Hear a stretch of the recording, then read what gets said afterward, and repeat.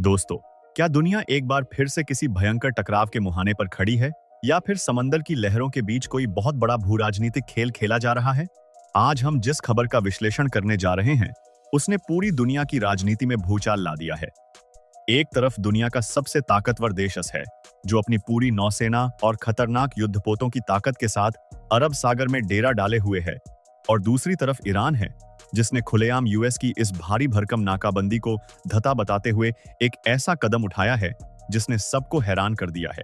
सोचिए, जिस यूएस के नाम से बड़े बड़े देश खौफ खाते हैं, आज वही यूएस हाथ मलता रह गया है और ईरान ने उसकी नाक के नीचे से अपने एक दो नहीं बल्कि पूरे 52 जहाज निकाल लिए हैं। ये कोई छोटी मोटी घटना नहीं है दोस्तों, ये साफ तौर पर दिखाता है कि समंदर की इस बिसात पर शह और मात का खेल कितनी तेजी से बदल रहा है। आज के इस वीडियो में हम आपको विस्तार से बताएंगे कि कैसे ईरान के घोस्ट फ्लीट ने यूएस की हाईटेक नेवी को चकमा दिया, कैसे एक जहाज की चेकिंग के दौरान यूएस की भारी बेइज्जती हुई, दुनिया के मंच पर रशिया ने यूएस को क्या कड़ी बातें कही हैं, और इस पूरी भूराजनीतिक उथल-पुथल का भारत पर क्या सीधा असर पड़ने वाला है। दिल थाम कर बैठिए, क्योंकि आज की जानकारी आपके सोचने का नजरिया बदल देगी। यूएस की नाकाबंदी और ईरान का मास्टर स्ट्रोक। सबसे पहले बात करते हैं उस बड़ी खबर की जिसने यूएस के रक्षा विभाग में खलबली मचा दी है। पिछले कुछ समय से यूएस ने होर्मुज जलडमरू मध्य यानी स्ट्रेट ऑफ होर्मुज के आसपास एक बहुत ही कड़ी नाकाबंदी कर रखी थी। उनका मकसद था ईरान को पूरी दुनिया से अलग थलग करना और उसके व्यापार को पूरी तरह से ठप कर देना। लेकिन ईरान ने इस नाकाबंदी की धज्जियां उड़ा दी हैं। रिपोर्ट के मुताबिक महज 72 घंटे के अंदर 52 जहाजों ने यूएस की ब्लॉकेड लाइन को पार किया है। ये कोई आम जहाज नहीं थे, इनमें 31 ऑयल टैंकर और 21 कार्गो शिप शामिल थे। इन 52 जहाजों में सबसे ज्यादा चर्चा ईरान के घोस्ट फ्लीट और शैडो फ्लीट की हो रही है। अब आप सोच रहे होंगे कि ये घोस्ट फ्लीट क्या होता है। दरअसल ये वो जहाज होते हैं जो अपना ट्रैकिंग सिस्टम पूरी तरह से बंद कर देते हैं। इन जहाजों पर ना तो ईरान का झंडा होता है और ना ही किसी ईरानी कंपनी का नाम। ये समंदर में भूत की तरह चलते हैं, जिनका पता लगाना यूएस के हाईटेक रडार सिस्टम के लिए भी बहुत मुश्किल हो जाता है। ईरान इन्हीं घोस्ट फ्लीट का इस्तेमाल करके अपना तेल और जरूरी सामान दुनिया भर में पहुंचा रहा है। इस पूरी लिस्ट में लाइबेरिया, पनामा, श्रीलंका, हांगकांग और भारत समेत कई देशों के जहाज शामिल थे। ईरान के खुद के 6 कार्गो शिप और कई तेल टैंकर भी इस नाकाबंदी को तोड़कर आराम से निकल गए और यूएस की नेवी सिर्फ देखती रह गई। एमवी, ब्लू स्टार 3 और यूएस नेवी की बेइज्जती। अब आते हैं उस घटना पर जहां यूएस को भारी शर्मिंदगी का सामना करना पड़ा। यूएस की नौसेना अरब सागर में गश्त लगा रही है और हर आते जाते जहाज को शक की निगाह से देख रही है। इसी बीच उन्हें एक जहाज पर शक होता है। ये जहाज पाकिस्तान से आ रहा था और ओमान जा रहा था। यूएस की 31वां मरीन एक्सपेडिशनरी यूनिट के जवान अपने हेलीकॉप्टर और बोट के जरिए इस कमर्शियल शिप पर चढ़ जाते हैं।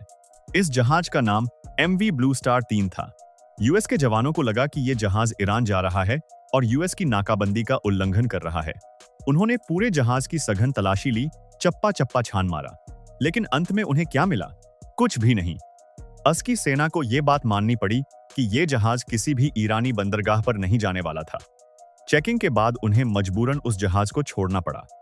सोचिए, अस अपने देश से लगभग 11,000 किलोमीटर दूर आकर समंदर में बैरियर लगाकर बैठा है और वहां से गुजरने वाले आम व्यापारिक जहाजों को रोककर परेशान कर रहा है। इस घटना का वीडियो भी सामने आया है, जिसने अस की इस दादागिरी की पोल खोलकर रख दी है।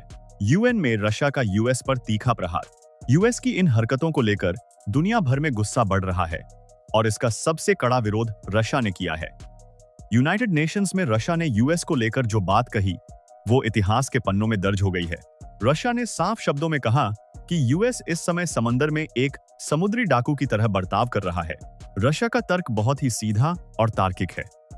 हॉर्मुज का इलाका जिस देश के अधिकार क्षेत्र में आता है, अगर वो देश अपनी सुरक्षा और संप्रभुता के लिए नाकाबंदी करता है तो वो बात समझ में आती है। अगर ईरान अपने समुद्री इलाके की सुरक्षा के लिए कोई कदम उठाता है तो वो उसका अधिकार है। लेकिन यूएस, जो कि वहां से हजारों मील दूर है, वो किस हक से वहां आकर जहाजों को रोक रहा है? बिना इजाजत किसी भी देश के जहाज पर चढ़ जाना, उसकी चेकिंग करना, ये सब डाकुओं वाली हरकतें नहीं तो और क्या हैं?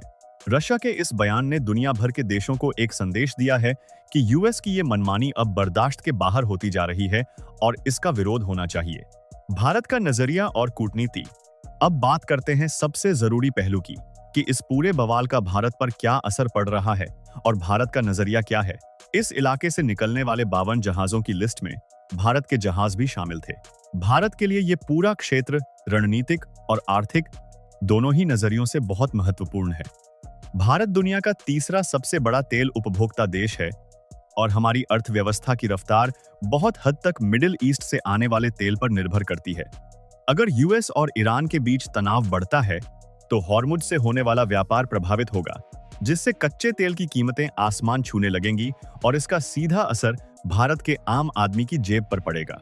इसके अलावा कूटनीतिक मोर्चे पर भारत हमेशा से एक संतुलन बनाकर चलता रहा है। हमारे यूएस के साथ भी मजबूत रणनीतिक रिश्ते हैं और ईरान के साथ भी हमारे ऐतिहासिक संबंध रहे हैं। ईरान का चाबहार पोर्ट भारत के लिए बहुत अहम है, जिसके जरिए हम पाकिस्तान को दरकिनार करते हुए अफगानिस्तान और सेंट्रल एशिया तक अपनी पहुंच बना रहे हैं। भारत कभी नहीं चाहेगा कि ईरान पूरी तरह से अलग थलग पड़ जाए।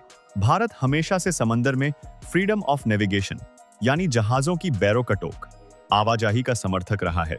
समंदर किसी की जागीर नहीं है, इसलिए जब बस वहां अपनी मनमानी करता है तो वो भारत के व्यापारिक हितों के लिए भी एक बड़ा खतरा बन जाता है। भारत इस पूरी स्थिति पर बहुत ही पैनी नजर रखे हुए है और अपनी कूटनीति के जरिए अपने हितों की रक्षा करने में जुटा हुआ है। डोनाल्ड ट्रंप की सबसे बड़ी उलझन। इस पूरी भू राजनीतिक शतरंज में यूएस के पूर्व राष्ट्रपति और मौजूदा नेता डोनाल्ड ट्रंप बहुत बड़ी उलझन में फंस गए हैं। वो इस समय एक ऐसे दौराहे पर खड़े हैं जहां से आगे कुआं है और पीछे खाई। डोनाल्ड ट्रंप चाहते हैं कि ईरान उनके सामने घुटने टेक दे और एक नई परमाणु डील पर दस्तखत कर दे, लेकिन ईरान झुकने को बिल्कुल भी तैयार नहीं है। अगर यूएस ईरान पर सीधा सैन्य हमला करता है तो ये उसके लिए बहुत बड़ी गलती साबित होगी। ईरान ने भी अपनी पूरी तैयारी कर रखी है। उसके पास खोने के लिए अब ज्यादा कुछ नहीं बचा है और जो देश खोने के डर से आजाद हो जाता है वो सबसे ज्यादा खतरनाक होता है। अगर युद्ध हुआ तो पूरे इलाके में आग लग जाएगी। दूसरी तरफ अगर डोनाल्ड ट्रंप अपनी सेना को वहां से वापस बुला लेते हैं तो ये पूरी दुनिया के सामने अस की बहुत बड़ी हार और बेइज्जती मानी जाएगी। दुनिया कहेगी कि अस डर कर भाग गया। इसके साथ ही अस की आम जनता भी अब इस नाकाबंदी से परेशान हो रही है। अंतरराष्ट्रीय बाजार में गैस और तेल की कीमतें लगातार बढ़ रही हैं, जिससे यूएस की अर्थव्यवस्था पर भी बुरा असर पड़ रहा है। वहां की जनता इस महंगाई के लिए सीधे तौर पर सरकार की नीतियों को जिम्मेदार ठहरा रही है। डोनाल्ड ट्रंप ना तो आगे बढ़ पा रहे हैं और ना ही पीछे हट पा रहे हैं। ईरान के नए रास्ते और पाकिस्तान का साथ। यूएस को लग रहा था कि वो नाकाबंदी करके ईरान को घुटनों पर ला देगा, लेकिन ईरान ने इस संकट को अवसर में बदल दिया है। ईरान ने यूएस को चकमा देने के लिए समंदर के अलावा जमीनी रास्तों का भी इस्तेमाल करना शुरू कर दिया है और इसमें उसे एक ऐसा साथी मिला है जिसकी उम्मीद यूएस को शायद नहीं थी। पाकिस्तान ने ईरान के लिए अपने दरवाजे खोल दिए हैं। खबर है कि पाकिस्तान ने ईरान तक सामान पहुंचाने के लिए बकायदा 6 कॉरिडोर यानी जमीनी रास्ते खोल दिए हैं। अब अगर समंदर से व्यापार मुश्किल होता है तो ईरान इन जमीनी रास्तों के जरिए अपना आयात निर्यात जारी रख सकता है। इसमें रशिया भी ईरान की पूरी मदद कर रहा है। ईरान की सीमाएं कई देशों से जुड़ती हैं, इसलिए उसे पूरी तरह से आइसोलेट करना यानी अलग थलग करना असंभव है।